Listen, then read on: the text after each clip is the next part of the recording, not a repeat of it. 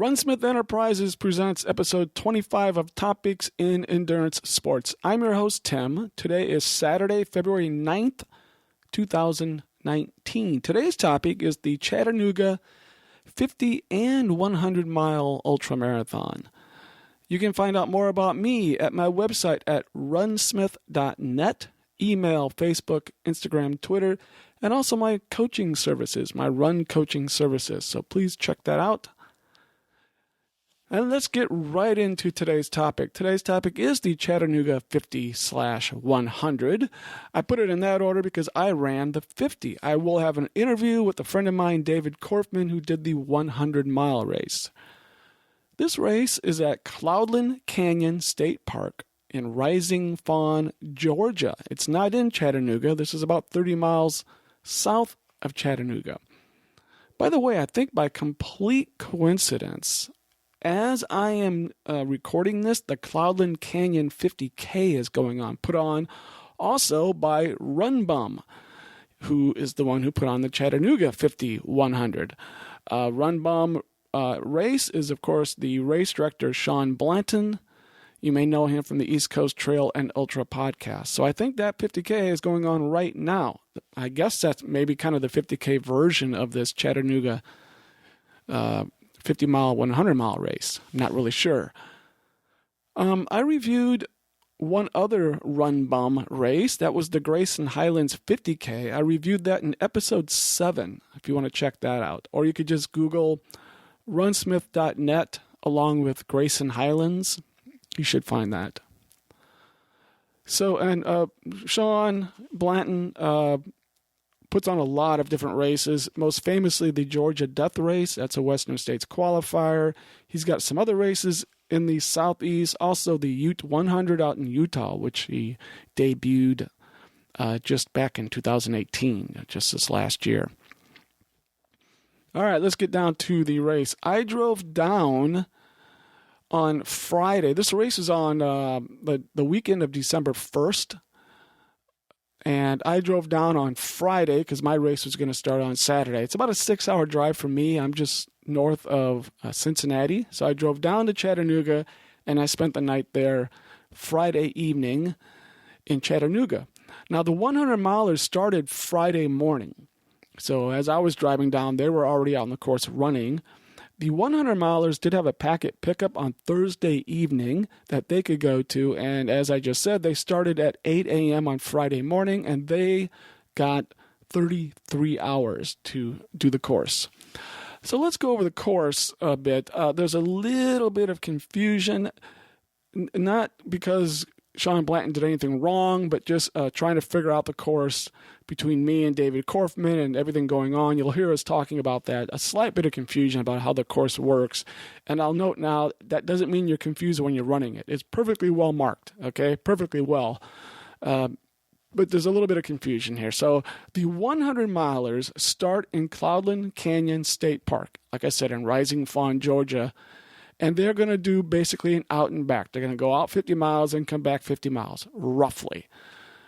The course starts, interestingly, you start at Cloudland Canyon State Park, and the 100-milers did about a 12-mile loop and came right back to the start-finish area. And that was their first aid station. So first you do a loop, come back to the start-finish area, then they generally run north to the out and back. Just before they get to the northern end, a few miles before that, the course gets really loopy and goofy for a moment. And that's where there is some water, a really cool waterfall you can see in this really goofy, loopy area. If it weren't for that, and the loop at the beginning, it's kind of a straight out and back. There's aid stations about every 4 to 10 miles. A couple of them are unmanned. And the other end of it for the 100-milers is Covenant College. They hit that at mile 50.8. They turn around and retrace their steps and finish at the start-finish area at Cloudland Canyon State Park for a total of 98 miles. Now, you may realize that does not add up. If you do 50.8 on the first half, you shouldn't finish with only 98 miles. And the reason is that initial loop they did at the start, they didn't completely do that loop when they came back. So they come back And instead of doing the whole 12-mile loop, they did about 8 miles. There's a part of it that they did not do. And David and I talk about this part that they did not do because we also did not do it, the 50-milers. Okay? So the 50-milers were bused to Covenant College, and then we just ran back. And what we ran back, I believe, was exactly the same thing they ran back. So we ran from Covenant College generally south back to Cloudland Canyon State Park. We did all that goofy loopy stuff kind of towards the beginning for us. And then we get back to the start-finish area. And when we get back there, we did the loop that the 100-milers began with, but we did only the 8-mile version of the loop. Okay, which again is the same thing the 100-milers did when they came back. So this loop at the beginning, the start-finish area, again, the 100-milers do kind of a 12-mile loop first. They go out and back and then do about an 8-mile loop. So they're cut out part of the loop. And then when we started at Covenant College, we came back and also just did the 8-mile loop. So that was a little part of the confusion because I didn't know this until I was talking to David Korfman about the race. Our race distance, according to the aid station charts, is 47.2 miles, a little bit short. Like I said, theirs was 100-milers was about 98 miles, according to the aid station chart. So theoretically, a little bit short on distance. I'll note that my watch came to 46.95, pretty darn close to the 47.2 that the aid station chart suggests. So I'm guessing, for us anyway, it was around 47 miles. One interesting thing is if you're a 100-miler, at some of the aid stations you could leave drop bags, but if you were a 50-mile runner, no drop bags. And I kind of like this in the sense that it was a challenge, and I'll mention that later. But no drop bags for the 50-milers. So let's get to race morning. There was no packet pickup for the 50-milers on Friday. Our only packet pickup is race morning. So I got up about 3:30 a.m., and for some goofy reason, I pulled my phone out and made a little recording. So let's listen to that. Oh man, the alarm just went off. I could just go back to sleep. Alright, guess we'll get up and do this. There you go. Have some of you felt a pretty similar way when the alarm goes off? I guess I should wake up and be all excited to go, but often I just want to stay snuggled in bed. Anyway, I got up at 3:30 in the morning and had my oatmeal and banana blueberry baby food. Yes, banana blueberry baby food is what I often have before a race. The little packet. I think it's kind of toddler food. And then I have some oatmeal. I left the hotel around 4:15. I had about a half-hour drive from Chattanooga to the start. So I left around 4:15 a.m., got there before 5 a.m., and then I had to go to get my packet. So I made another little recording right here. So let's see what this recording says. Also, there's a song. I start off with a song that was on the radio while I was sitting in my car. I made this little recording. See if you recognize the song.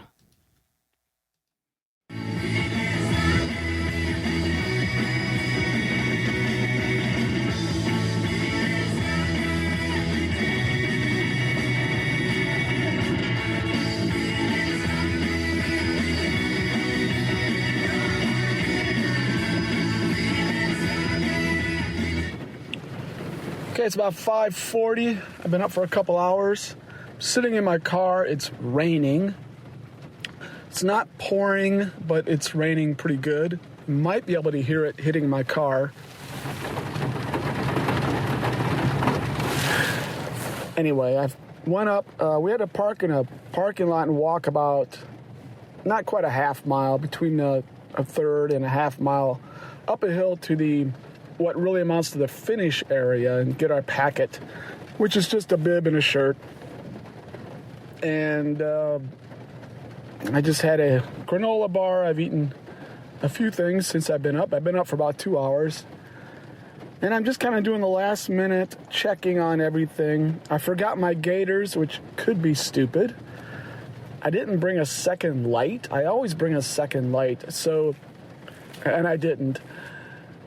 This is interesting because there's no drop bag, so I've really got to think about everything I want to pack and carry with me. And I believe we have a 15-mile stretch with no food. There's a water aid station, but no food, so I've got a couple of bars of stuff with me for that part.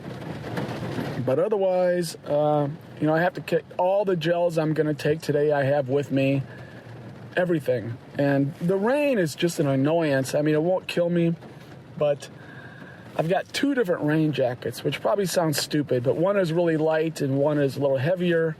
I'm going to start with the heavier one, and the lighter one I got put into my pack, but I'm not sure how I would carry the heavier one. I'd probably literally have to just carry it or stick it in a waistband or something if I put the light one on. The good news, even though it's going to be sloppy and raining maybe the whole way, the temperature is going to stay constant, and it's not bad. It's going to be in the 50s the whole way. I mean, I'm assuming it is. That's the forecast, unless, we're up somewhere where the weather changes, but it's not like we're in the mountains that should have big temperature variations. So that's the good news, is I don't need to worry about being really hot or really cold. It should be that way. I'm going to take a chance and not take any gloves with me because I don't really have a place to carry them.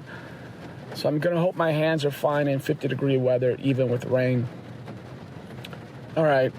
The shuttle buses have just pulled up in front of me. Of course, I was about the first one here. And there's 2 big, fancy-looking shuttle buses, and they're going to take us. I'm assuming it's about a 30-minute trip on the shuttle bus. But it looks like people are getting on. But I was told they don't leave till 6:15, and it's 5:45 right now, so I'm not in a big hurry. Tried to go to the bathroom a few times, unsuccessfully.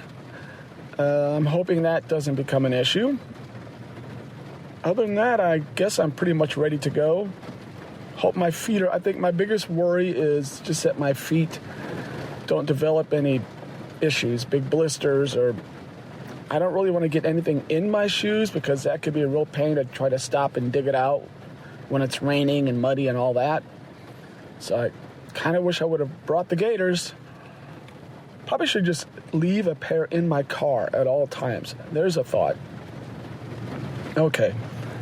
Turn it off, and probably won't hear from me again until everything is done. Wish me luck. I will not say I'm feeling super confident. That's kind of common for me, but I'm a little less confident. Just the way I threw this race in. Kind of weird that I did a 100-miler and then added this race on.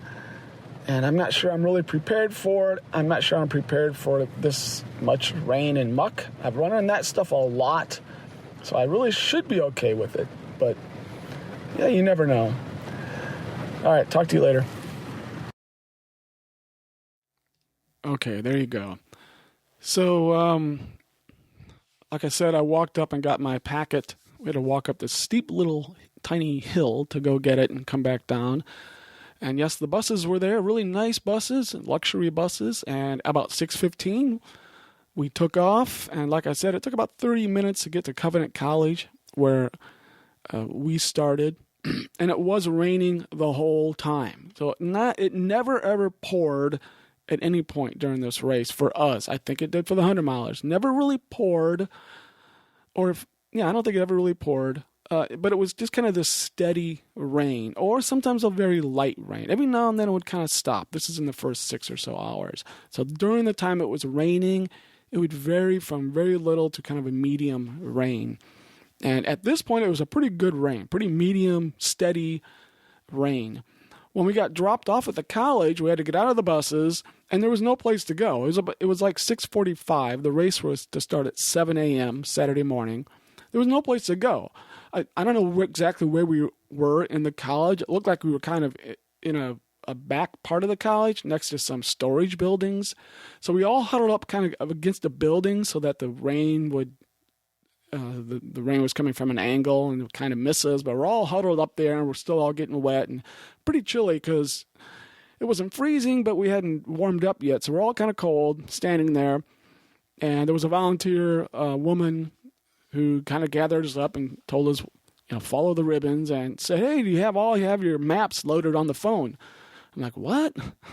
I don't have my map loaded on the phone. I didn't know anything about that. I've never done that. I don't really know how to do that yet, so I probably should learn. But it made me slightly nervous. Like, do I need to do that? I'm not as good as I should be as far as memorizing courses and loading maps on my phone.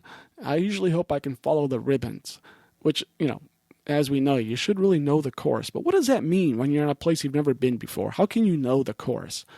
All you can do is follow ribbons. Anyway, soon enough, 7 a.m., the race began. So it was kind of funny. We started on a road, and we're running uphill on this road, okay, pretty semi-steep hill. And we're running up, and we kind of get up away from the building, and it was like a hurricane, this little miniature hurricane. It was blasting us from the left. The rain's coming from the left, really windy, not pouring rain, but really windy, so hitting us pretty darn hard. And it was just kind of hilarious. I'm like, is this really happening? It's like we're in a little hurricane here. But luckily we went like a total of 100 meters, and then we turned right into the woods. And once we were in the woods, it didn't feel like a hurricane anymore because of all the trees. But it was kind of hilarious the way it started off. So, like I said, it was raining pretty good, and it's going to rain about half the time I'm going to be out there. So it rained for about 6 or 7 hours, something like that. And the course itself was pretty muddy and sloppy.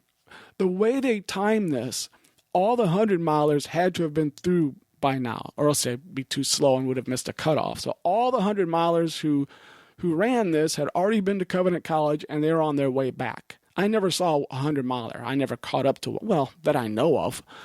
I think their final cutoff was probably before our final cutoff, and I don't know if I saw a 100-miler. I don't think so. So we're trailing all of them, hundreds of 100-milers, and I'm towards the back of the 50-milers because I'm not very fast. So hundreds of people have run in front of me, making the mud even more muddy and sloppy. There were lots of leaves on the ground, so you can't see the rocks and the roots. It was generally a single-track trail for much of the race.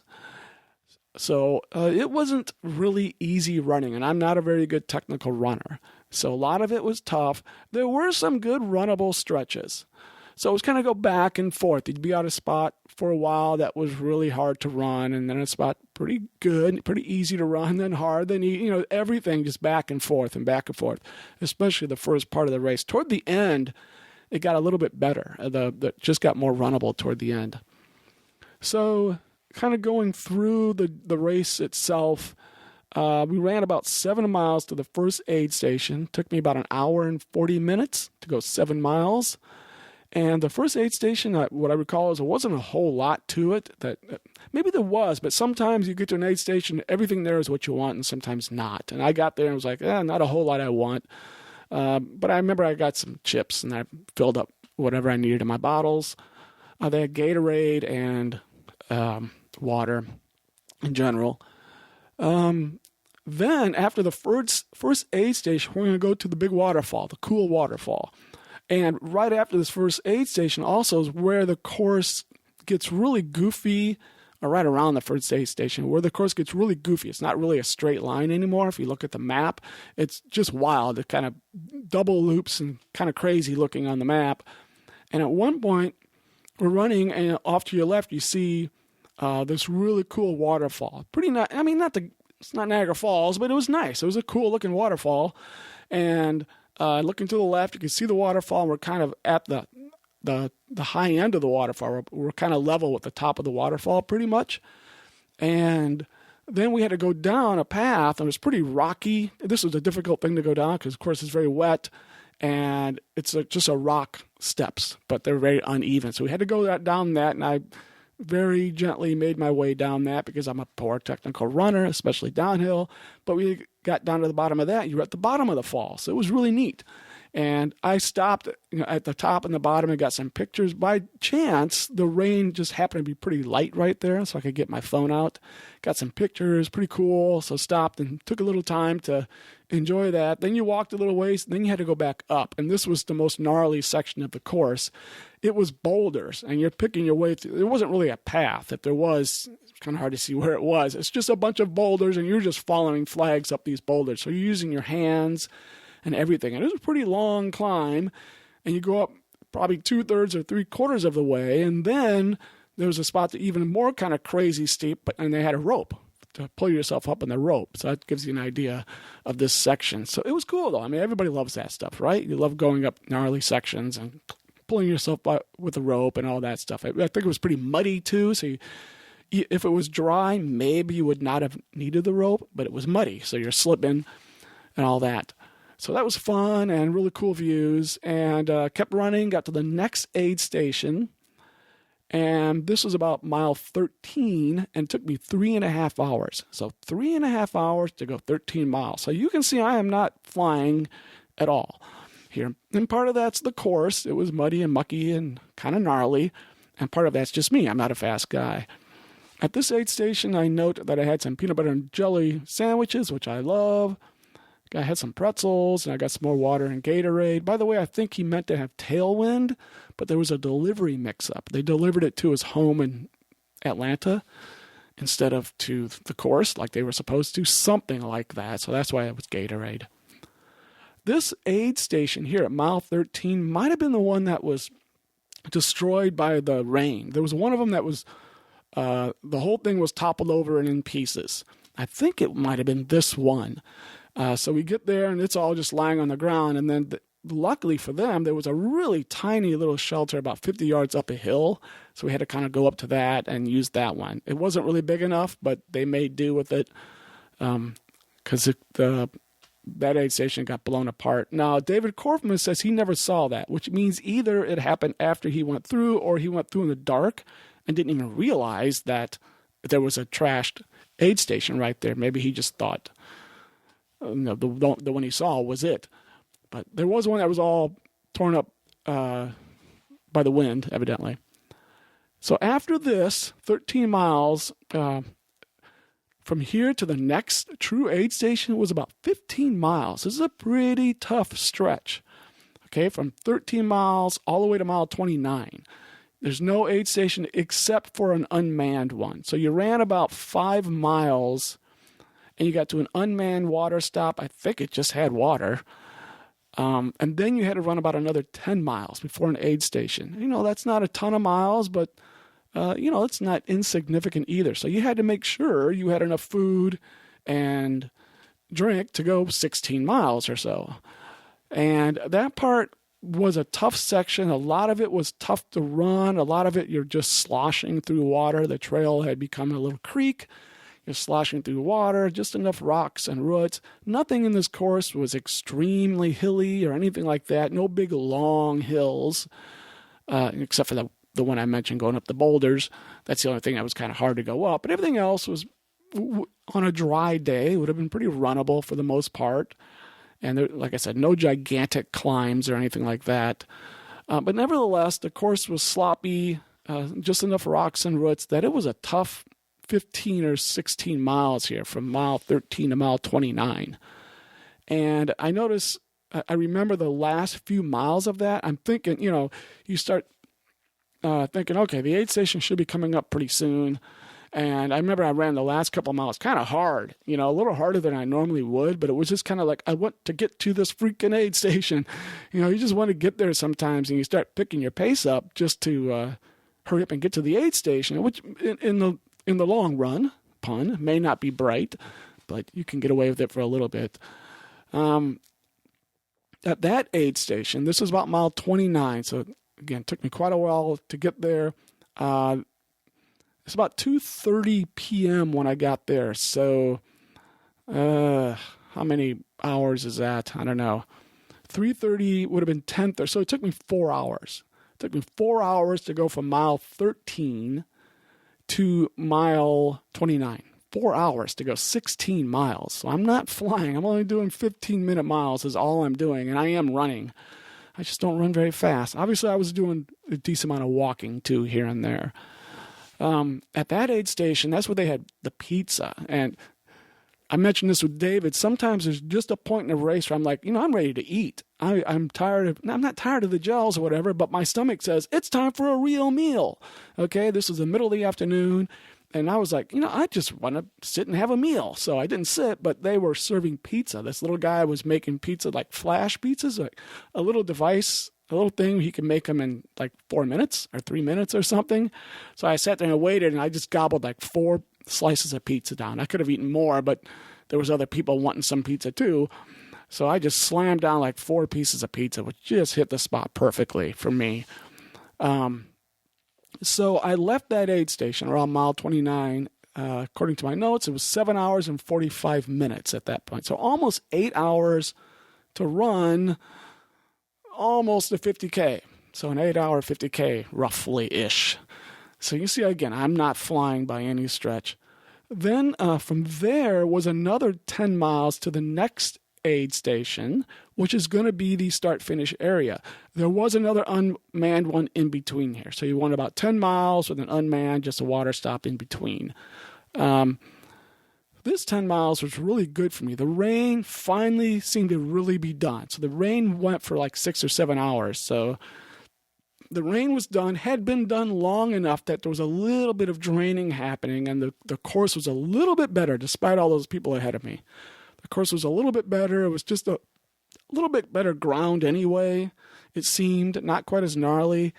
And I ran pretty well. I remember passing a decent number of people who were just simply walking, and I was still able to run. I wasn't flying, but I felt pretty good during this 10-mile section here. I think towards the end of it, it started getting a little gnarly again, but about 8 of the 10 miles was pretty nice. So I got to the start-finish area around 5 p.m.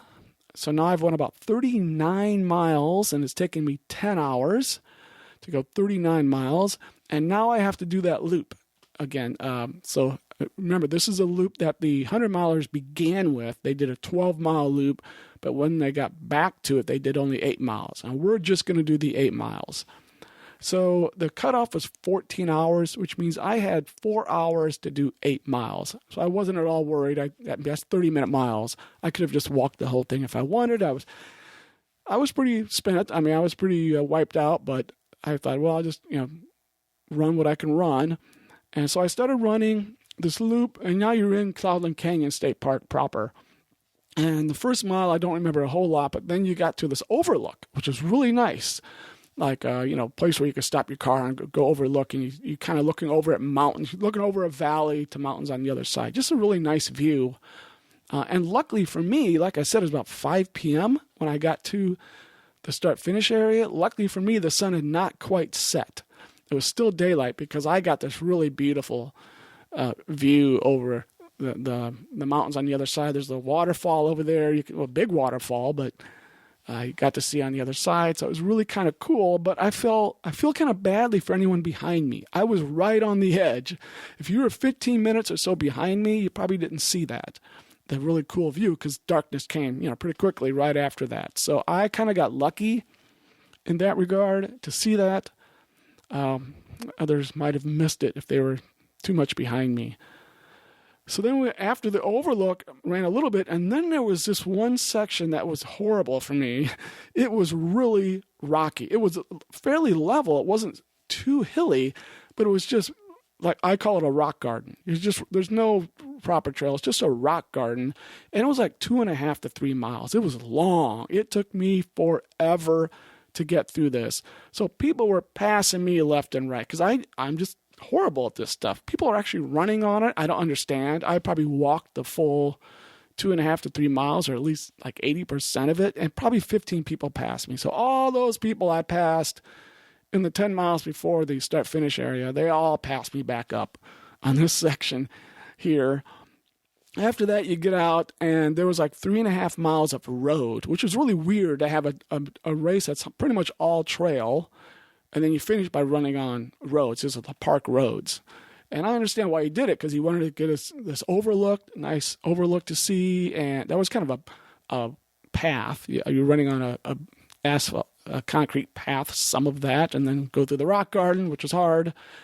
And there's about 3.5 miles of road. The other bad thing about the rock garden is that you heard me mention I forgot to bring a second light. So all I had was one light, and that right when I hit the rock garden, it kind of went pitch black. That's when the sun was totally down and it got dark. My light wasn't good enough. I had a kind of a poor view of the rocks, which didn't help. So normally I have these knuckle lights. These are little lights you actually put on your hands.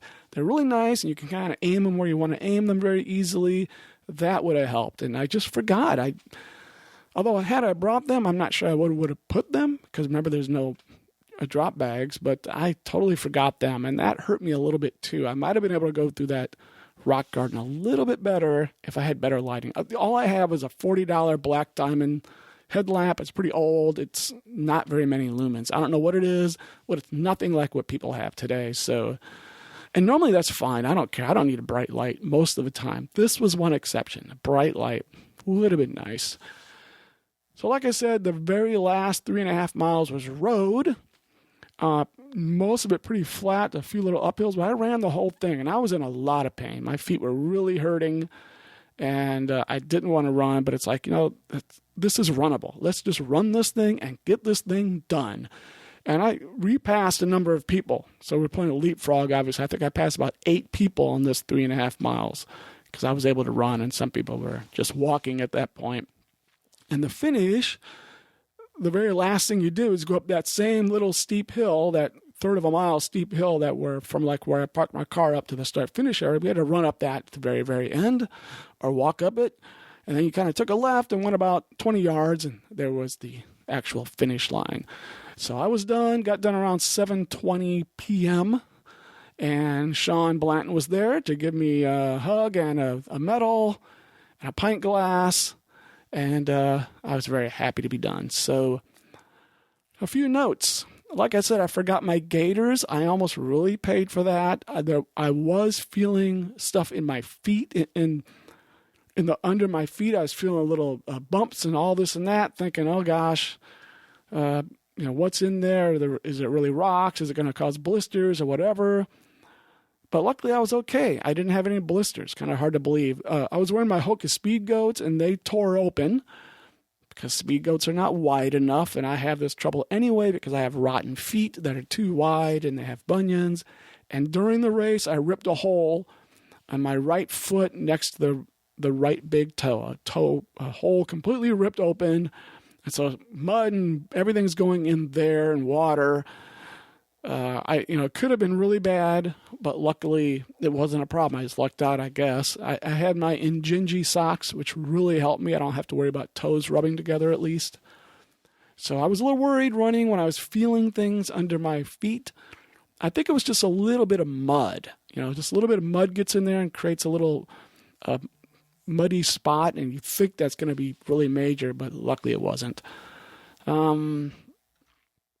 As usual, I had about 1 gel per hour. That's what I usually do. That's kind of my, just generally drip that in all the time. And then I add from aid stations. Like I said, I love peanut butter and jelly, just whatever looks good. If it's chips, if it's M&Ms, I don't care. If it looks good, I will eat it. I was smart enough to carry some extra food. I had some bars of sorts, a Cliff Bar or 2. I had my nature-made honey and oats. I love those things. They're very tasty. They're always easy to eat. So I had some of those. I probably had 3 or 4 bars with me, and I ate those during those 2 long sections without aid stations. So that kind of helped. About hour 4 and hour 10, I had a hot shot, and that is a little concoction you can buy. It's supposed to be just like pickle juice. It's supposed to stave off cramping or prevent cramping or stop cramping when you start cramping. And cramping is my big nemesis. It's my number one problem, generally. It's the number one thing that will make me not finish a race. And I didn't cramp, so whether the hot shot does it or not, I never really know, but I didn't cramp, so I was pretty happy about that. But the more I struggle, the more I'm likely to cramp too. And by struggle, I mean fighting to get through mud and rocks and stuff like that. That can cause cramping as well. So I was pretty happy that I didn't have any cramping. Had an Advil about hour 7. This is something I do every now and then. I have a lot of foot pain, just generalized foot pain. I don't really know anyone else who gets this. It's the whole foot, all the way in the inside of the foot. Everything, every bone, every tendon, everything in the foot just gets extremely painful. So I will often have an Advil during a race. I know some people are totally against that, but I don't overdose on it or anything. I just take like one, and if it's a long enough race, I'll take one every 12 hours, like it says. I've never had a problem doing that. Does it really help? That I don't know either. At the finish, right next to the finish was a building. You could go in nice and warm. I had some beef soup. They had a variety of soups. I had some beef soup. I had some chocolate chip cookies and apple pie and beer. They had a cooler with all types of cans of beer. I had some beer. And I noticed that afterwards, I guess I was still hungry because I went to Wendy's and I got a triple burger afterwards. A few more notes. Luckily, the temperatures were pretty much perfect all day. So maybe we had rain and mud and all that, but temperature-wise, it was great for us 50-milers. I'm sure it was colder for the 100-milers, but it was in the 50s, pretty nice. It didn't vary, which is lucky. I was actually warmer towards the end of the race than at the beginning. Like I said, I finished around 7:20 p.m., and by that time, I had my jacket off. So what I wear are these. One of my raincoats is something called Frog Togs. You get them at like Walmart or something like that, or General Box sporting goods store. They're like $20 or $30. They're cheap. They're not breathable. That's one problem, but they're waterproof and they have a hood. I love them. I totally love them, and they're cheap in the sense that if you catch it on a stick, they'll rip. But I don't really care because if it rips to pieces, you throw it away and buy another one. And so that's what I wore during the whole time it rained. I had that thing off. Like I said, it's not breathable, so you may get a little hot. So what I did during the race, I ripped holes at the armpits. You can just rip holes with your fingers. You take your finger and just rip a hole. So both armpits, I just ripped a hole in it, and that let it breathe a little more for me. And that's what I wore the whole time. And when at the very end of the race, I just had nothing but one long sleeve tech shirt on. It was that warm. And I think I just took the Frog Togs and kind of wrapped it around my body and ran that way. I had my other very light rain jacket in my vest, but I never needed that. But I pretty much destroyed the Frog Togs. I caught it enough time on things. By the end of it, it was full of holes and everything else. Actually, I have it right next to me. I'll hold it up to the camera. So those of you who don't know, I record this and put it on YouTube eventually, although I'm way behind on that. I'm like 5 episodes behind. But here are the Frog Togs. It's green. They also come in like brown. And there's the hole I ripped. You can see the hole I ripped with my hand in the armpit. It does have an inner material to it. Since then, it's just all ripped up. I'm showing big holes in the Frog Togs. Since then, I've still worn it, and I've duct taped it. I've used duct tape to fix some of the holes. Like I said, eventually, I probably should just throw this away now because I have another one. But yeah, it's great to have. I mean, you could throw it away in the middle of a race, and it wouldn't matter. I wore my Timothy Olsen, my Ultimate Direction Timothy Olsen vest. I like that. In the back, it's just mesh. There's not a place for a bladder, which keeps the back a little bit cooler. And I just had 2 bottles up front. And I had another like fanny pack type of thing, probably my spy belt or something. Not my spy belt. I have another Ultimate Direction type of belt, and that's where I was carrying bars and other things in as well, along with my pack. So I had plenty of room because the pack does have pockets in back as well. So I had plenty of room for my smaller rain jacket, bars, everything I needed. 2 bottles up front, 2 soft bottles up front. Like I said, the course is very well marked. I never even came close to getting lost. So even if kind of hard to figure out what the 100-milers did when they ran, there's no problem getting lost. You don't get babied with aid stations. I kind of enjoyed that challenge. So you had to be able to go 15 miles without any food. So that was kind of nice. It wasn't like every 2 or 3 miles you got an aid station. It was none of that business. So you needed to think ahead a little bit, which thankfully I did. Really, there's only 4 real aid stations for 50 miles. And that was at miles 7 and 13, and then 29 and 39. Those are the only real aid stations you get. A couple of unmanned ones in there. So you need to be able to go 50 miles, just 4 aid stations. I enjoyed the challenge of not having drop bags. First time I've ever done 50 miles with no drop bags. Added some simplicity to it. Not worrying about drop bags. That's kind of nice. So you're not fretting over every little thing to put in them. It did mean, carrying a little bit more. What I had was heavier to carry. On the other hand, you could say I was lucky. I mean, it was lucky that the temperature didn't vary. I didn't have to carry gloves. I didn't have to carry a bunch of extra hats and stuff like that. So imagine doing that 50 miles and you're going to have a big temperature swing. That'd be a little tougher. Or if I didn't carry first aid stuff either, which I normally would have in my drop bag. So luckily I didn't need it. I didn't trip and fall, amazingly. I've mentioned this before. Courses that are more gnarly, I'm less likely to fall because I'm picking my feet up and paying attention. Smoother courses are where I trip and fall because I get lazy and I'm not picking my feet up. But I enjoyed the challenge of the no drop bags. That was kind of cool. So in the end, I ran 46.95 miles according to my watch. Again, the aid station chart says 47.2 at about 5,200 feet of up and down, almost exactly 1 mile up and 1 mile down. And all of that came in little bits and pieces. Not many gigantic hills. Some that might have been kind of long and medium, but nothing major. My final time was 12:21:44. 12:21:44. I think I told David 12:45 in the interview. 12:21:44. We had 14 hours, so you can see I'm toward the back. I was 58th of 81 finishers toward the back. However, I was 58th of 120 starters. So if you look at the starters, I was actually in the top half. All right, so 39 people did not finish the race. So I'm not exactly sure why, but that's a decent number of DNFs, probably mostly the course conditions. I was 49th of 63 men towards the back of the men. Only 18 women finished. Need more women. The winners, Robbie Jordan, 31 of Chattanooga in 7:22:41. Great job. That is really fast on that course. He beat me by 5 hours. Lauren Zamora, only 22 of Alpharetta, Georgia in 9:56:49. Great job, 22 years old.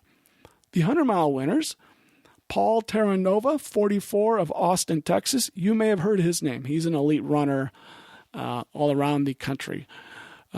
His time was 18:30:22 for 100 miles. So he wasn't that far. Well, he was 6 hours, but he ran twice as far as I did. That's really astounding. And he ran each, that means he ran 50 miles in like 9 something roughly. Twice. So very impressive. He was over an hour ahead of number 2. The female winner, Jessica Taylor, 40 of Redmond, Oregon, in 22:43:02. She was nearly 2 hours ahead of number 2. So great job there. So people coming from Texas and Oregon to do this. All right, finally we're at the interview with my friend David Korfman. He did the 100-mile race. A few notes, he might hear some piano playing in the background. That's his kid. I can't remember now if it was a boy or a girl, sorry. Was practicing piano. You might hear that in the background. I think it kind of adds to it. You'll hear some really obvious edits where I'm editing things. That's me blabbering on. You don't lose any context, but no point in hearing me go blah, blah, blah. You'll hear Dave and I trying to figure the course out. What the difference was between what he ran and what I ran. We talk about the rope part that I did. He only did one direction. So there's something funny about that.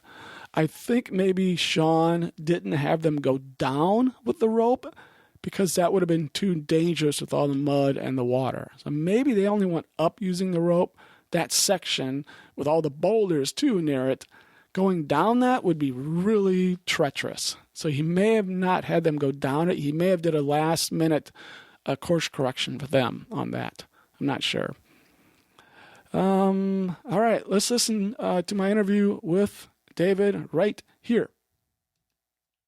Okay, so we're here with David Korfman of West Chester, Ohio. Does West Chester have another name? Because when I moved to Ohio, I noticed a lot of cities have two names, like Monroe and Liberty Township. And there's 10 cities up by Dayton that are Dayton and something else, like Centerville. Does West Chester just have one name? Well, that's a good question. There are little parts within West Chester. There's Pisky, which looks like it's spelled Pisca, but the locals call it Pisky. There's Maud, which is just an intersection down here. But West Chester itself... But would the mail be always addressed to West Chester? Not necessarily. See? I work on the edge of town. We actually have the zip code of Springdale, but it is West Chester, but we call it Cincinnati, and it's also considered Hamilton. It's Westchester Township, though. I've lived around, and this is the only state I know that does this. Isn't that weird? Yeah, it's a strange Ohio thing.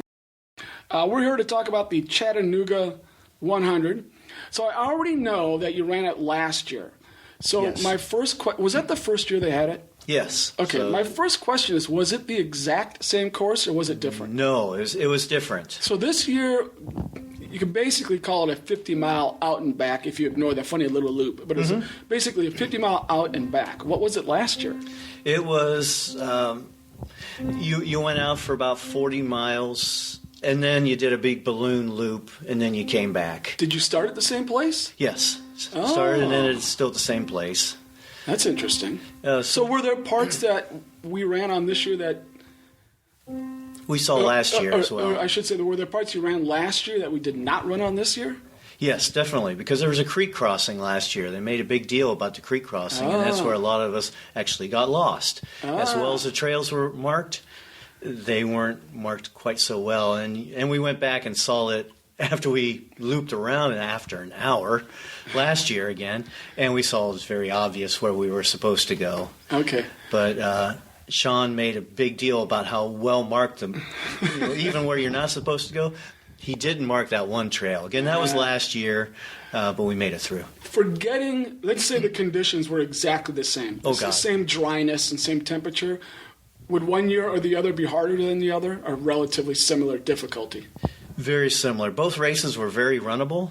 Right. I thought it was really pleasant last year. The weather was fantastic last year. Yeah, okay, so we'll get to that, the contrast. Okay, you can't leave that out. With this year. Let's see. Besides that, let's just go ahead and start with the race. So I started, of course, at the other end of the race than you did. What time did you start? You started on Saturday morning, right? No, Friday mornings. 2 weeks, I'm already forgetting things. You started on Friday morning at like what time, 6? No, 8 o'clock? 8 o'clock. Yeah, I'm pretty sure it was 8 o'clock. And you guys got 33 hours, is that right? That sounds right, so a yes. little bit extra time. I rarely worry about how long we have, but in this case, it was getting a little more interesting. Now, what was the weather right at the start? Was it raining at the start? It started raining sometime in the first hour, but it was not heavy. Okay. We all had jackets. We'd put them on, we'd take them off. Put them on, take them off, and it was just more exercise. But it had rained a few days before then, so things were already wet. Is that correct? Yes. So you start off a little bit wet. You start off with this odd. You guys started with the odd loop, right? Well, yeah, I know exactly what you're speaking of. First, it's about 8 miles or so out on the road. Yeah. Because you did you do the 8 mile loop? Yes. So did you do the loop in the same direction both times? No, it was the opposite. Oh, okay. We came backwards. So we came back and then we did about 5 miles going down into the canyon, down the steps. You didn't do the steps at all. Maybe not. No, I don't think you did. We saw the steps. They actually added that for you guys. Oh yes, and we did that last year. Oh, a lot of we didn't steps. Do it? I don't know why we could, because our race ended up being short. I think by a couple Ours miles. seemed short too. Well, no, I don't know that it was short because I think those miles were measured kind of short, they were long. Okay, so you start off in this loop that's around 8 miles. Is that right? Yes. And there's a super rocky section in it too, like boulder section. Probably right before you went down all those steps, I believe. Or around all those steps. It's a really rocky part because that's what I did right toward the end. I was trying to look up a name, so pardon me, and that Brian's last name, because he ran with me from the beginning. He remembered running with me in Louisville, Loving the Hills, like 3 years ago. Yeah. That's fantastic, and his name will come into my mind. I thought I could find it easily, but he said, "Hey, as long as I can hang with you." Well, he pulled away from me. He is a strong climber. And I'm not so strong at climbing, certainly not up to his level. Okay. So you do the 8-mile loop, and then you go down. It's within the 8-mile loop is going down all those steps. It was about 13 miles by the time we got back to the start-finish line on the other side of the parking lot. Okay. So it was going down the steps. So you go all the way down a bunch of steps. Do you come back up the steps? Yes. So what happened at the bottom of the steps? Okay, you go out another mile or so to a gate, a yellow gate, just like Barkley marathons. Right. Oh, yeah. You touch that, you turn around, you come back. So it wasn't to see something in particular, a big waterfall or something? Well, yeah, there was. Okay, so you come back, and then as you're starting to climb, you get to go down this other set of stairs. Not many, but it's just another quarter mile, maybe half mile, and there are some falls. They are not dramatic falls, but hey, you are at the falls, and you get to touch the sign, and you come back.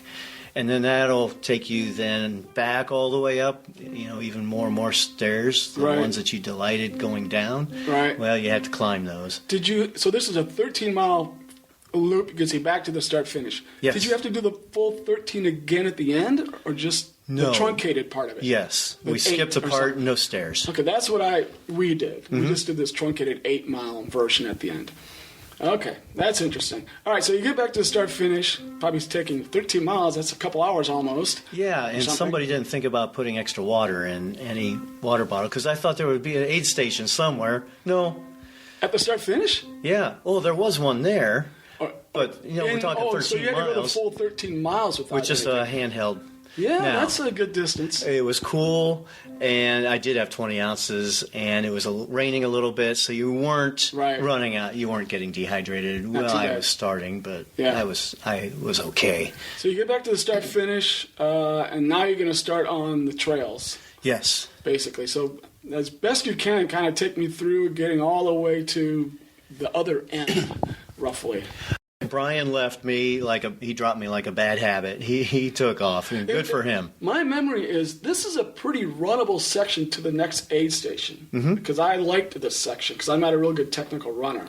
And for me, this I think was the most runnable part, I think, from that start-finish, your start-finish, to this aid station. I don't know how many miles it might be. It might have been 8. It should have been 8, yes. Yeah, that part was fairly runnable, I think. Mm-hmm.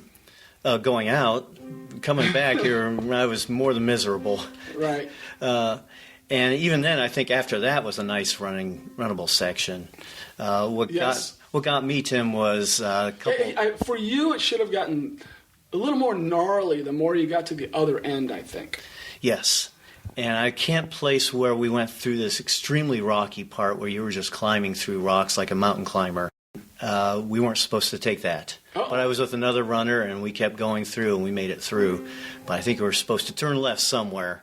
So we got a little bonus section there. So if anybody complains, well, according to this, it wasn't 100 miles, it was 97 or something like that. So, talk to the hand. Yeah. We did 100 miles worth. So on the way out, is it just continuing to rain, or is it kind of doing this off-on business? Or it was off, on and off Did it ever into pour, the evening. Or was it just kind of... Yes. Oh. Overnight it started pouring. Oh, okay. Yeah, so I had gotten to the loop at the end there and came around.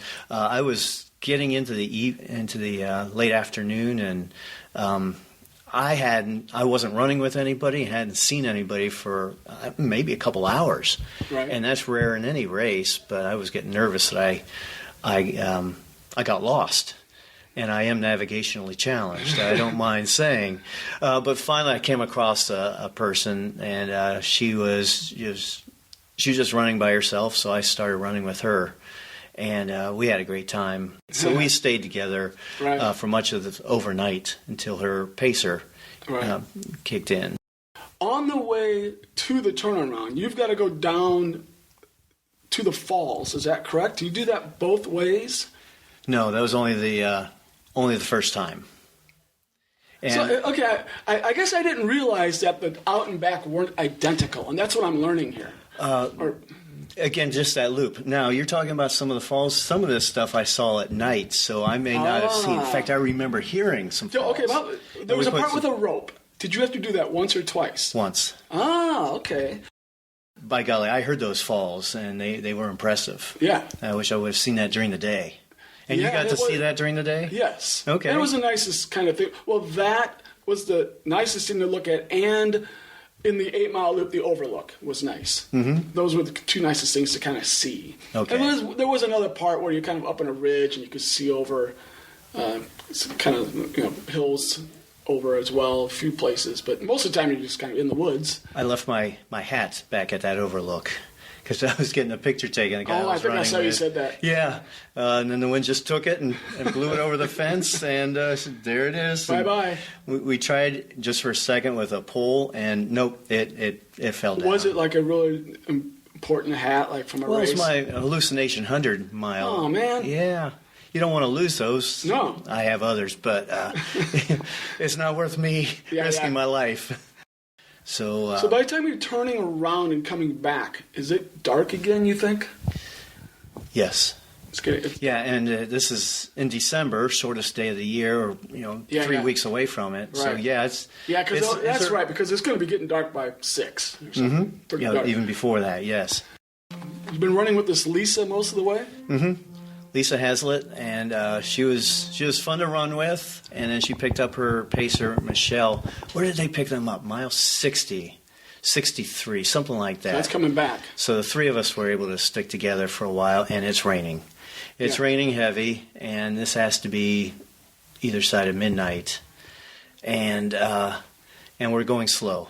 It's muddy, and it's raining heavy, and it's cold. Right. I mean, we're talking, is it 32 degrees? No, it's upper 40s. That's the worst, when it's cold and raining. So it wasn't that cold, but it didn't matter to me. I was miserable. Right. So that was from 60 to 70. We were trying to keep our spirits up. And there are some places where it's pretty muddy. I mean, it's not horrible in a lot of places, but enough places where you're doing some slipping and sliding. Yeah, and there was some of that. That didn't bother me a whole lot, but yeah, it was there, that's for sure, and it works into the equation. But then after 70, we were still trying to stick together, but I was getting cold. Right. And I knew the only way to get some body heat is I had to start running, so I had to finally leave Lisa and her pacer Michelle, and I took off. And this is what really bothered me. I thought there was a water station at mile 77, just water, and then another 3 miles to mile 8 station at 80. There was one that was just water somewhere. Yeah, but I think in my confusion that was probably the one at 70. Although that's not how I remember it. Doesn't matter. I'm getting pretty peeved at the moment, and I'm running and running and running, and no aid station at 77. Right. What using my elementary math, I should have been there. I was not running 25-minute miles. I think they were 15 or getting even faster because I was getting a little desperate. And by this time I had talked myself into DNFing if I ever find an aid station ever again. And then that's where I finally... So what is it that made you... Why exactly are you saying that? I was cold and miserable. My legs were fine. My stomach, delightfully, was fine. But I was cold. My fingers are cold. And you didn't have a drop bag wherever you're going that you're going to be able to warm up any better than you are. That's right. And None of is that. it... Have you any idea what... It's in the middle of the night? Still getting colder, pretty much? Yeah. I mean, we're talking 3 a.m. Okay. Maybe approaching 4, but still 3, So 4. you're doing the whole literal shivering? I was getting there, yes. And even running, you couldn't just warm up enough? It was helping.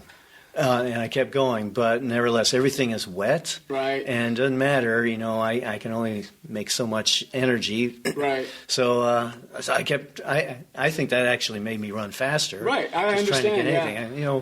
You know how you walk up the hills in an ultra. I was running up some hills, for goodness sake. My trail running friends would tease me about me not doing hills, but here in this case, I was doing it. So while I'm out there in the woods, 3 a.m. or whatever, when I'm getting cold, of course, you can talk yourself into quitting, because all I want to do is get into a cold or a warm car and get back to the start-finish line. And so you're envisioning you're going to sit there and someone's going to say, "Hey, I'll drive you back. Get in that nice warm car." As soon as I get there, somebody's waiting for me. Right. That's what you're hoping. Yeah. Somewhere reality set in. I said, "No, that won't happen. Of course not." So I did get to mile 80, and I could tell you, what happened at Mile 80 is not the last aid station before the start-finish, is it? It is. Okay, it would have been, because you're going to go about another 8 and then another 8. Okay, yeah. Yeah, so it adds up to 96, right? Right. Yeah, roughly. I don't believe it. Okay, so at 80, and I just go straight up to the guy who's wanding the bibs, and I say, "I'm done." Well, he didn't talk me out of it. He says, I need your bib. I said, "I'll get it to you." He said, "Well, just go over that white tent," if you'll remember the white tent, "and warm up just a little bit and then bring me the bib." Right. Well, I get in there, and there's just carnage all over. People are just shivering, but they're getting under control. Is there a fire or anything in there? There was a heater going, and volunteers sticking their head in. "What can I get you?" So I got some ramen noodles. Right. I had some more. There's some more food in there. It's just a small tent, but it was sheltered. And I started getting under control. I took my mittens off, wrung the water out. I mean, they were just soaking wet. And it's still raining outside at this point? Yes. Pretty good. Oh, and that's the trick, Tim. That was the thing that turned... Well, a couple things.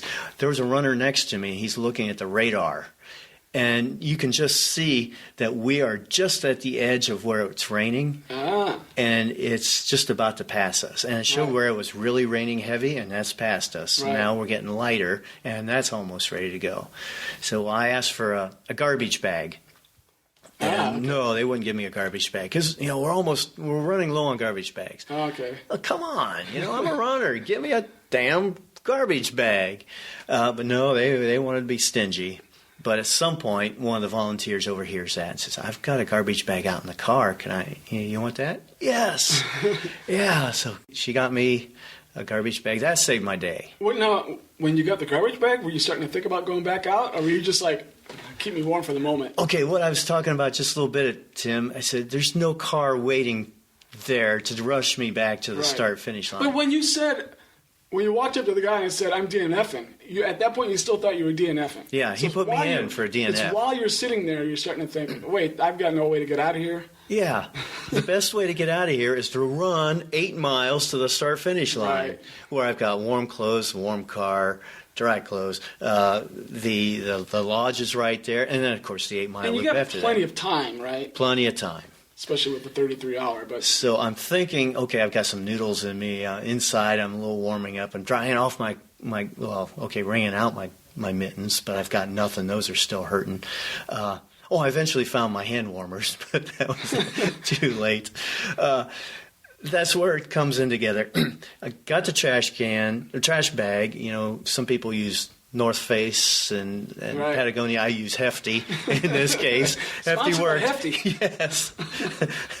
Okay, and I just figured the best way is just to run back to the start-finish line, and that's where the guy stuck his head in. "Hey, I need your bib." I said, "Put me back in the race." So he did. So was it rain? Did the rain start letting up during this? The moment I walked out of the tent, it had stopped raining. Wow. Nice. Yes. So all of a sudden, everything's much better. Yeah. And is it about ready to start getting light again too? Not quite yet. Not quite? No, and I ended up running with a guy a police officer from Dayton, Ohio, Sean Humphrey. But he was going well, and then I pulled my arms inside that Hefty bag, the trash bag, and he told me, says 30 seconds earlier, I was going to tell you shouldn't do that, but yeah, I tripped. I hit a rock, and I'm just headed straight and I'm going straight to this tree. I'm about to kiss this tree, and I was able to twist and just hit it with my shoulder and tumble down. He picked me up, and that was all good. An oblique muscle got strained. Yeah. Oh well. Could have been worse. The legs are still fine. So we kept on going. We got to the start finish line eventually. Right. And yes, it is light by that time. And got just a little bit to eat. Okay, so Sean and I then went off on to finish that 8 mile loop. He did take the picture of us at the overhang and overlook rather. And then is that where you lost your hat, or was it the first time? Oh, right there. Yeah. So I had my hat the whole time. So mile like 92 of 97, and you lose your hat. So. Yeah. So then a lot of it was on the roads. I think the last 4 miles were on the roads. Were you able to run all that? Because it was kind of hard to run after running on trail for so long. And I wanted to get done. No, I was driven more to get to that finish line and kick Sean Blanton's butt for this race. But last year was wonderful. But I was also looking forward to one of those beers at the end too. They had some. They had some good brews. Yes, they did. It's a beautiful canyon, beautiful state park. Yeah. It's in Georgia, not Chattanooga. Everybody. There's nothing. It's not even really not that close to Chattanooga. I know. Where's the name? Like 15 miles come from? I don't know. It's a bit nearest. It sounds Chattanooga. It sounds cool. You know? It does. They've got a great trail racing community. Trail running community. They've got great races there. My in-laws live there, so I've got a place to stay all the time. And nice. Anytime I want to do something in Chattanooga, go see the in-laws. So, what was your final time? 28 hours and 29 minutes. I think I read you said you were. The whole thing was miserable. Not miserable, but like the whole thing was kind of crappy until the finish. Then it was wonderful. Oh yeah, like that, right? Isn't that how so many ultras do? Right. What was your time on the 50? 16. That's no. I'm thinking of the 100K. I did. Okay. 12 under 13. I was happy okay. There you with go. that. Yeah. Yeah, I was because we got like 14 or 15, and at one point I was just shooting. I just wanted to finish in the time cutoff, but I think I was 12:45 or something. I was pretty happy with that. It was sure in those conditions. Yeah, and did it rain for you on Saturday? Right at the start, there was this little mini hurricane. It's pretty funny when we started. But we only ran 100 yards on the road, went to the woods, and then you didn't notice it was a hurricane. But then it rained for about 6 hours, but it was always a light rain. But this is after all the rain you had gotten, so the trails were pretty crappy. And you've had a couple hundred people running ahead of you. Yes, and there's a lot of... the trails are covered in leaves, which are covering the rocks and roots. Sure, and the leaves, can't of course, make it are easy. slick like snot, So, pretty slippery, and every rock was slippery, so a lot of slipperiness, a lot of mud, my feet were soaked within 5 minutes. Soaked, and they were soaked until they never got unsoaked. So it was 12 and a half hours. Did you change shoes at all? No, never, and nothing. And so it was 12 hours and 45 minutes of completely 100% soaked feet, which luckily I'm okay. Years ago that would have probably ended the race for me, but I'm a lot better with my feet now. So, but it rained for about 6 hours on and off, and then finally about halfway through it, I almost didn't notice that it had finally stopped raining, and it kind of stopped, and maybe it would sprinkle every now and then till the end. Let me ask you something, and you'll see where I'm going with this. When did you come back? Did you come back on Sunday? No, not till Monday. I actually hung out in Chattanooga on Sunday just to mess around. Was that the nicest day? Oh, it was beautiful. Wasn't it? It was like the most beautiful possible. Why couldn't it have been one day earlier? 50 degrees, sunshine. Yep, you would have had sunscreen. I did some hiking. I was in a regular T-shirt. It was beautiful. It was great. Unbelievable. It's a lot like that last year at that race. So it was just off by a day. And I said, why didn't we have this on Friday or Saturday? I didn't care. But, geez, it was gorgeous. And then, but that's after what we had gone through, it was just kind of teasing us. What was your time last year? 27:30 or so. So you ran pretty well this year, given the conditions.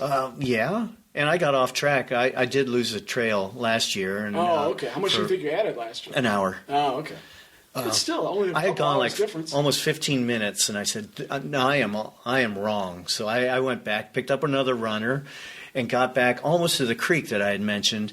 And I found 3 other runners, and they had the app on the phone. Oh, no, we're on the trail. If I had gone 50 feet further, I would have seen where we were supposed to be. But no. All 5 of us then went back and retraced the trail that I had already been on, and it looped around eventually, and I think it went through Alabama and finally came back back onto the trail.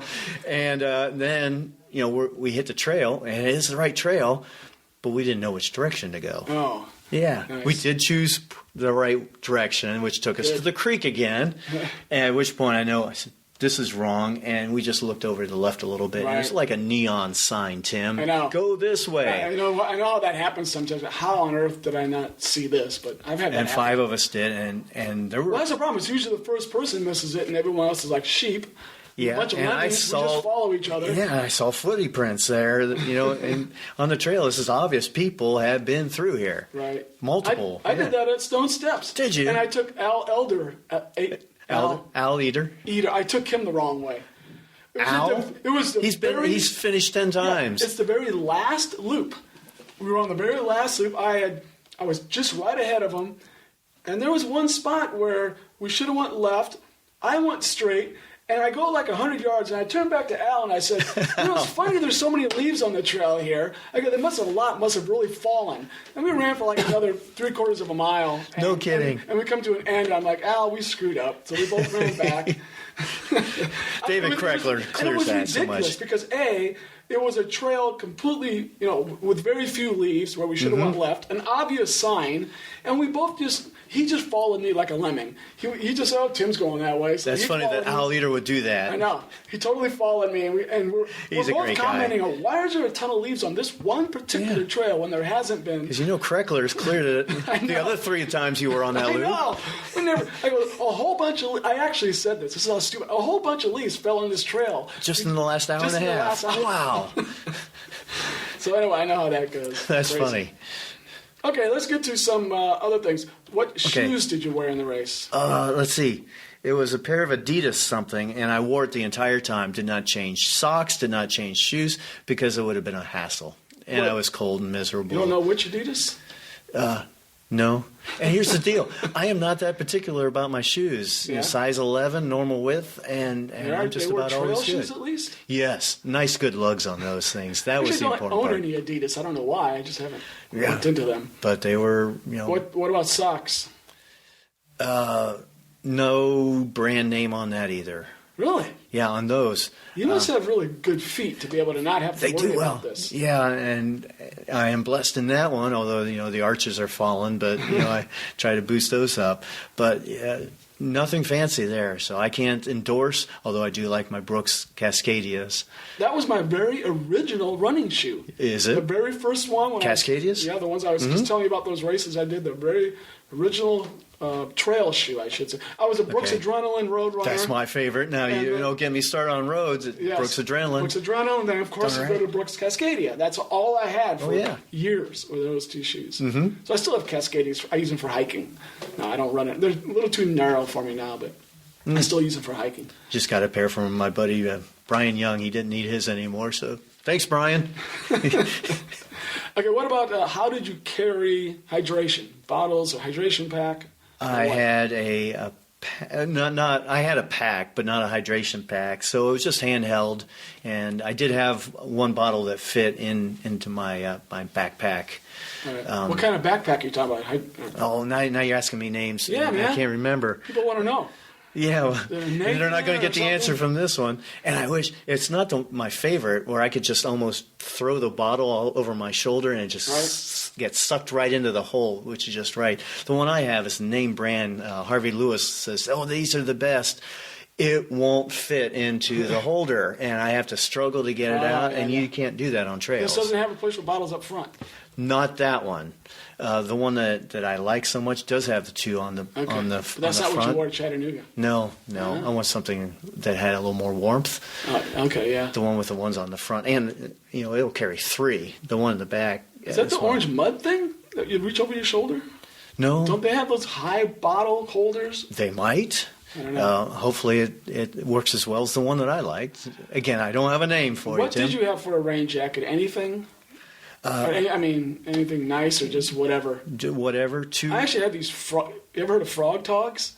No. They're $20 at Walmart, and it even comes with pants. Yeah. And they're fantastic. I wore that the whole race. And they rip apart if you catch on something. Mm-hmm. It's $20. I was a little bit warm, so I took my hands and I ripped holes in the armpits, so I got some circulation. No kidding. They were that warm. With my fingers. I would have died for something that warm. Yeah, and it has a hood. It's fantastic. Okay. Frog togs, they're cheap. If you destroy them, you go buy another pair.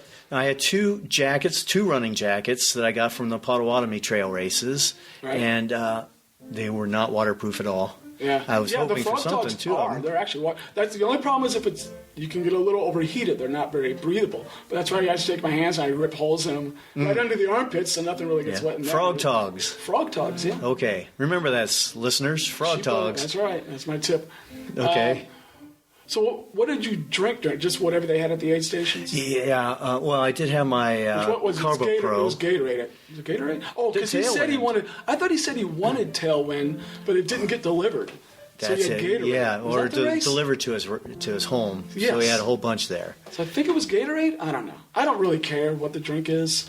I drink anything. Yeah, and you water it down, so it doesn't matter a whole Right. lot. Although I do appreciate Tailwind. No, I had Carbo Pro, and Carbo Pro. Have you had that? No, I don't. Oh, David Goggins heard of has it, and of course So you is and I it talked powder? about. You brought a powder with you and just threw that in? Yeah, I had little flasks of the Sometimes powder. I bring the put little those in. Tailwind packets and throw those in. If it's good enough for David Goggins, it's good enough for me. Yeah, that's true. So I'm a big Carbo Pro fan. Nice. I had a couple is that things. the name of the company, or is that Carbo Pro? Yeah. Carbo Pro?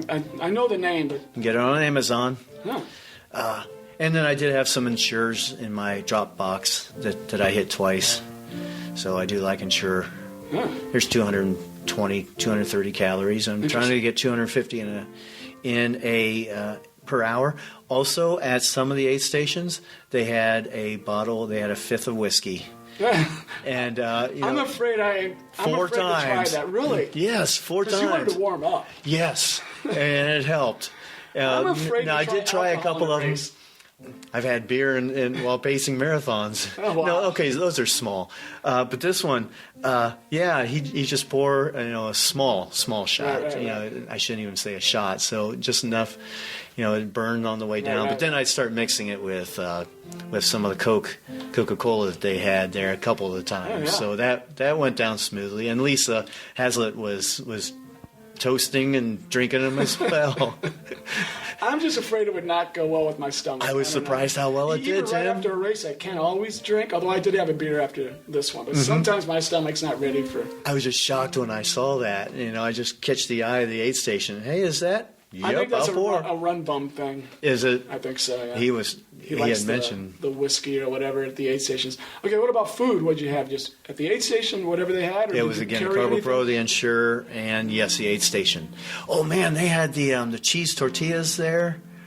I don't think we had cheese tortillas at any of ours. Oh, you're lost. Those just seem We like did have heavens. cheese pizza once, and that was right. It was at the aid station before the start finish, the last one, 8 miles away, and that's when that was like supper time for me. So that was when I think I don't know about you, but like you run a long ways, kind of just nibbling, and there's some point where you almost want a meal, kind of. You need more. Yeah, you did get That's why I hungry. hit it right there. I had like 4 pieces of cheese pizza, and I slammed them down instantly. Wow. See, I don't And it was think. perfect. And I've had pizzas before, and it just doesn't work on my stomach. Okay. Although here I am having a shot of whiskey while running out there. Everyone's got Yeah, that's things that something. work or don't work. And I can't keep up with Greg Trapp, who, everybody knows Greg Trapp and I run these races together. He wasn't at this race, unfortunately. But yeah, he'll put down scotch, anything. He'll carry the can of beer with him. Maybe the next time I do a 50K, I'll try something just to Okay. see if I can handle it. And then you'll go off course without eater. Yeah, there you go. There you go. So did you go into a little house and you had a beer and ate they had some soup and stuff there, right? That's right. Oh, the Did chili. you hang out there very long, or? Well, I waited for Sean, who finished like 5-10 minutes after So it's going to be about noonish when you finish. About noon, right? That's right, yeah. That's kind of a Well, you're good time doing- of the day to finish, I guess. Yeah. Yeah, so Sean Humphrey and I just hung out for just a little while. Is anything really horribly painful when you're done, or you're just kind of like worn out? Depends on the race. Yeah. I was really, walking badly. Right. For that night, my in-laws were very entertained and amused by my shuffle. Next day, I was fine. Really? Fine's a strong word, but compared to Saturday. Stiff and rickety, but Yeah. nothing more. We went to church on Sunday morning there at their church, and I did not embarrass myself walking Nice. into the church. So I thought that was good. Yeah. Okay, we're almost done. What's on the agenda for 2019? I'm assuming there's nothing left for 2018. You assume right. 2 weeks Although, well, I wanted to do the Charleston 100-mile race. It's a fat ass format. Yeah, Charleston, South Carolina. Yeah, I'm going to be in Chattanooga, and When's that? 28th and 29th of December. Really? Yes. So you're not going to do it? You were thinking? No. My wife says I can't. Okay. Oh, but of course, I'm doing Mohican. Have to do Mohican. I'll probably do Burning River. But my friend Greg Trapp just emailed me. Says, let's sign up for the 200-miler at Potawatomi. Oh my! So we've each done it twice. And what's your fastest time on that? 59 hours. I can't even imagine. 20 loops. And yes. that is a deceptively, maybe not even deceptively. It's hilly. I mean, you're hilly. They're tiny hills, but they're steep up and down, and you're kind of over and over. The downs that kill you, isn't it? Yeah, it's the Gulf Hill where you have to use a rope to climb up the first 100 feet or so. That one's a killer, just going up and just getting tired. I do extra weight training for the upper body for that race. That's a good idea. I remember. Is that in April-ish? Yes. Yep. I'm getting off track here, Tim, but my first time I did the Potawatomi 150, after 14 loops, my legs were fried. I had never gone that far, right? Bob Engel comes out, and he's ready to lead me on my 15th loop, and he was a godsend. He would go down those steep hills ahead of me. It was like ice picks, going in. You know the feeling. Yeah. And I would put my hands on his big shoulders, and he'd just lead me down each of those 3 huge hills. Nice. And some of the smaller ones. But he got me through that last loop, and I finished, and just 20 hours behind David Goggins or something like that. 10 hours. I did it in 44 hours rather, and he did it in 36. And turns out he had pneumonia or something. Of course. Last 50 miles, he was walking with only half a lung or something. That's Goggins for you. Right. Even then, he beat me. It wasn't close. Well, those 2 races right there are enough for a year. Anything else? Good. Oh, there'll be, Flying Pig Marathon. Nice. We have to do that. Right. I'll pace there. Oh, I'll pace the Chattanooga Marathon once again back in March. I just met a lady. Today I got my oil changed, and the lady at the shop, her daughter is running the Chattanooga Marathon. No kidding. Yeah, she was telling me about it. Okay. Just today. So when is that? It's in March, early March. Okay. Yeah. So maybe you'll pace it. No, you say you're going to pace it? I'll pace there, yeah. Maybe you'll pace her daughter. So far, I'm a streaker there too. So. Oh, really? It doesn't. I didn't even know they had a marathon. I mean, I would have guessed maybe they did. It doesn't hold a candle to my friends who streak here at the Flying Pig. And 20 years worth or something. Yeah, I admire them and congratulate them. Wow, I've done this 4 times. Yeah, the Pig's a great marathon, man. It is. Have you run? Not easy. I did the half, and then I finally did the full a few years ago. But it's not an easy marathon. It's hilly. Oh yeah, certainly at the first. Up in the first half. Yeah, but it's a great race. It's deceptive in the back. All of a sudden, there's a sharp little hill here just to catch your attention. Yeah. So those are the standbys. I do so many of these year after year. Right. So none of those are really in the back half of the year, right? Burning River's July. Yep. Anything more in the back half? Haven't gotten there yet. Depends. I may be running for Westchester Township trustee. Oh, yeah. And if I'm doing that, I've got to be doing that all the time. No, don't do that. Well, I've got to be. I've got a campaign, so that'll be the race that I'll be running. That race will be the township trustee race. If not, I think I'll be back at ARFTA, a race for the ages. Yeah. And how many hours are you going to get this year? I'll get 56. That's my age too. I'm 56. And wait a minute. Hold on. Yeah, do the math. I just turned 57 last week. Sorry. I just turned 57, December 7th. Happy birthday, 10 days ago, I was Happy birthday. So I'm not used to saying 57. Okay. Well, a week after ARFTA is my birthday, so I get as many hours as I can. July or something? When's that? No, that's Labor Day weekend. Labor Day weekend. Yep. Okay. So Greg and I are looking to see how we can do a 48-hour race, rather, because we think we could do something to the American record. That'd be nice. Yep, 50-59. So if it's the two of us together, we can do just about anything. Is he about that age too? He's 3 months younger than I am. Oh, okay. His I birthday actually will be don't. next I mean, week. I know Greg, but I haven't met him yet. I think, or at least maybe I've seen him at a race. A lot of your listeners will probably know Greg. Probably haven't shaken his hand and said hello, Greg. Yet. We have done- hello, Greg, if you listen. We have done the last 7 Mohicans from start to finish together. Wow. Yeah. You guys are pretty evenly matched then. I guess. Yeah, and it's Pace-wise. like- That's hard to be that well matched with someone, I guess. And I found a great guy, and he's got fun jokes, and he smiles at mine. He tolerates mine. But you may or may not know, he didn't do ARFTA with me this year, but last year we did ARFTA and we set the course record. Right. And it was saw a that. delight. 210 miles. Nice. I got dinged this year from the guests. They were just handicapping it, and they said, "Well, Korfman is only going to do 200 because Trap's not there with him." Darn if they weren't spot on. I only did 200. I didn't have quite. Fegis and I just gave up at 200. We said we don't need to go any further, and Nice. turns out we should have. But oh well, he's a great guy. That's Joe amazing. Fegis. I can't even imagine that. Okay, last question. Any races like in the area or anywhere that you like? People should put that on their bucket list. And maybe they don't know. In Western states, everybody knows, but See, in this area, golly, there's this cool 50K that everybody ought to run. Yeah. So I strongly recommend Stone Steps 50K. Nice. I'll be talking about that. .com, go but to by that. the time this airs, I will have talked about that. Okay, how you got off course. Yes. I had my poles. I came up to you and I said, "Is it okay for me to use poles?" And you were like, "Yeah, go ahead." Yeah, That was my. don't hit anybody. That was my second time ever using poles. So it's kind of You think it helped on that Oh course? yeah. I've Certainly going up the Stone Step section. Yeah. I like using the poles. On Gummy Bear Hill, going up that Yeah. would be very helpful. All those hills were. Yeah, I thought it was very useful. So go to Mohican.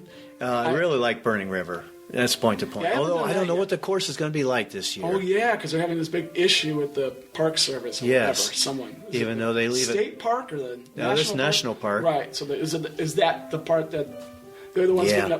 getting upset about something or other? Yeah. Too many people running on it or something. Too many people running trails and messing things up, but it's not that race that's doing it. Yeah, That- it's these that other race races. leaves it better than they found it. Yeah. That's too bad. Yeah, it's too bad for trail All right. running. So, hey, I appreciate this, Tim. Yeah, it's been fun. Congratulations in Chattanooga. Thank you. Think you'll ever go back and do Chattanooga again? Or? Yeah, because they're moving it to March. Oh, that's right. Oh, that could be a problem with the Chattanooga Marathon. I think they're on opposite ends of the month. Yeah. You going to go do it, or you've done the 50? Nah, probably not. Okay. I don't know. I'll pick someplace. You're looking for else. new like places? I said, I kind of Leadville, Vermont. There you go. I wouldn't say never, but I mean, I've seen the whole course. So to me, that's part of it. I've seen the whole course. If I Okay. did 100, I'd just see it again. So See it at also, night. there's so many races out there. I'm just There like, are. I'll just pick Yeah, something. they just keep more and more. Yeah. All right. Well, thanks for talking to me. You're welcome, Tim. Great Good to luck, talk to you. 2019. And to you. All right. Thanks a lot. You're welcome. Bye. Okay, there you go. Thank you, David, for talking to me. A few notes on that. David's time, like he said, he's 56 years old, was 28:29:36. And maybe you think that's not super fast, but he was 23rd of 75 finishers. So he was towards the top there. And he was actually 23rd of 148 starters. 63 people DNF'd. So 23rd of 148 who towed the line, as they say. So put in that perspective, he's a pretty darn good runner. Again, by the way, there were only 17 women finishers of the 100-milers, so need to get more women down to the Chattanooga race. A couple more notes about that. We mentioned the Stone Steps 50K. He is the race director of the Stone Steps 50K, which is in Cincinnati. And I reviewed that 2 episodes ago in episode 23. And a couple other things David talked about. But anyway, that's a really good race. Everyone should do that race. Really, really good race. Really difficult for a 50K. Extremely hilly. Up and down, up and down, and up and down. Tough race. Again, David's a really good runner, as you might have guessed. We just barely scratched the surface. I mean, he's done Western States in under 24 hours. He's done a lot of races. 200 miles he's run more than once. He's got the record at the Race for the Ages, if you know that race. It's a race where you get to run the number of hours that equate to the number of years old you are. So if you're 42 years old, you run for 42 hours. He holds the course record for that at over 200 miles, and he's run the Potawatomi 200, which is in Illinois, which is not an easy race to do, 10-mile loops. He is signed up for, or he's going to sign up for, he said, the Mohican 100 here in Ohio, the Burning River 100 here in Ohio, the Potawatomi 200, the one I just mentioned. He may do ARFTA again. I did notice that I looked in his ultra sign-up. He's also signed up for the Scout Mountain Ultra 100-miler in Pocatello, Idaho on May 31st. So he's pretty prolific, and he's pretty darn fast. Final few notes. Let's see here. I've got Sean himself, Sean Blanton, the race director, sent us an email or something at one point after the race. He said, "Give yourselves a huge pat on the back, as that was the worst weather I have ever experienced during a race in 7 years of race directing." So he's saying that was pretty darn tough. Now, part of that might be during the night when I wasn't running for the 100-milers. Personally, I've run in worse than that. Worse course conditions. The Indiana 100 was way harder to run when I did that. It was all mud. It rained for 13 hours. I've run in snowier conditions that were way more difficult than what we ran in.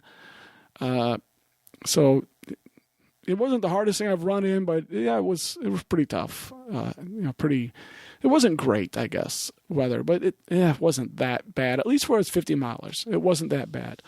Again, I think the worst stuff might have been during the night for the 100-milers. What did we get? When we went to packet pickup, of course, we got a bib, and the bib's kind of nice. It's got, it's personalized, has my name on it. It says Tim Smith. I'm holding it up to the camera here, and is chip timed on the other side. It says Chattanooga 50-mile trail run. For me, I got a shirt. It's a pretty basic blue tech t-shirt. On the front, in small letters, it says, what does it say? Chattanooga 50-mile. So the 50-milers got their own shirt, and on the back, in big letters, Chattanooga 50-mile trail run. So that's a nice tech shirt that we got. And then when we finish, we all got a pint glass. Chattanooga 150-mile trail race, a little picture. And on the other side, it says Run Bum. A little picture of a guy running. Could be a girl running. Maybe it is a girl running. It looks like a ponytail. I'm not sure. And finally, we got a medal. Pretty darn good. This could be the biggest medal I own. It's pretty big. It's bigger than the palm of my hand. It's a pretty big medal. It's a Chattanooga 50-mile finisher with a custom lanyard to hold it. It's got a little picture on it. So it's a nice medal. Big medal. So that's what everyone got. And as Sean also, or David noticed, they're not having the race in 2019. It's being moved to March of 2020. And Sean Blanton said so they'll have better weather, hopefully, and more daylight, which will be nice. Finally, the very last thing to say is what I did do the next day. We mentioned how beautiful it was the next day. I mean, it was ridiculous. We went from like hurricane-type weather to this beautiful sunshine. It's fantastic. So I just hung around an extra day in Chattanooga. Been there before. Really a great town. The downtown is really amazing. Everyone should go there. Go to the aquariums. They've got it's one aquarium that you pay for, but it's like two gigantic buildings right next to each other. One's a saltwater aquarium, one's a freshwater aquarium. Takes you all day to go through. It's really amazing aquarium. Along the riverfront, it's really an outdoors town now. You've got parks and trails and everything. Across the river from Chattanooga, you have all this beautiful trails and hills to run in. So I walked around downtown. I just kind of wanted to loosen the legs. The legs were pretty darn sore. So I kind of walked around downtown Chattanooga for a while along the riverfront. I went to Five Guys for lunch, had a big burger. Went to a place called Audubon Acres outside of Chattanooga, and it's just a little park. It's got trees and trails, and just went for a little hike there. It's pretty nice. The trees are labeled for the type of trees there are. They had different types of trees, and they have a little building with some things to look at inside. So it's a nice little place, Audubon Acres. If you want to just go for a little recovery hike, it was great. Went back downtown, went to the Rock Creek Outdoors store. That's where Packet Pickup was for the 100 milers, I think. Kind of their outdoors climbing type store. Went to the Moon Pie store. Yes, they have a moon pie store. You know moon pies? They have a store. It sells tons of moon pies and all types of moon pie everything. You get a moon pie shirt. I got a bunch of moon pies to give to people for Christmas. I had some Mexican something for dinner. I forget where. And then I went to a brewery in the evening and drank a few beers. And that's it. Had a good day in Chattanooga the next day. And that's it for this podcast, this episode. You can find out more about me at runsmith.net. Email, Facebook, Instagram, Twitter, and my coaching services. Please send me an email about anything you like about this episode or other episodes or races you're doing, what you're up to. I'll be happy to hear from you. Also, if you can, please leave a rating and a review on iTunes. That would be nice to get some of those. And let's finish this right here. So this is Run Smith Enterprises presenting topics in endurance sports. Signing out. Have a fun workout.